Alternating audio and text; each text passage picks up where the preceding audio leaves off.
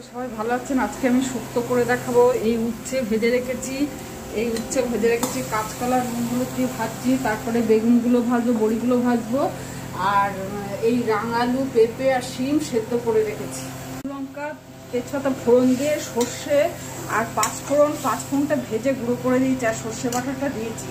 আর এখানে সব ওই সেদ্ধ রাঙালু পেঁপে শিম ছিল, তারপর সব সবজিগুলো ভেজে ভেজে দিয়েছি, কাঁচকলা বেগুন এসব বড়ি এসব ভেজে ভেজে দিয়েছি। আর এখানে দুধের মধ্যে ময়দা মাখিয়ে রেখেছি, এর ভিতরে একটু গুঁড়ো দুধ আর এই নারকেলের ডাস্ট পাউডার মাখাবো, এই ঘি এর সঙ্গে মেশাবো, লাস্টে একটা ভাজা মশলা দেবো।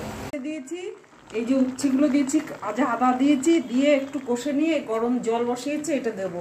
আর এই দুধের মধ্যে ময়দা গুলে রেখেছি, আর এই গুঁড়ো দুধ গুলবো আর নারকেল গুলবো। হয়ে গেছে, এবার এই ঘিটা মেশাবো, আর এই মৌরি আর রাঁধুনি ভেজে রেখেছি, গুঁড়ো করে রেখেছি, এটা মেশাবো। হয়ে গেছে।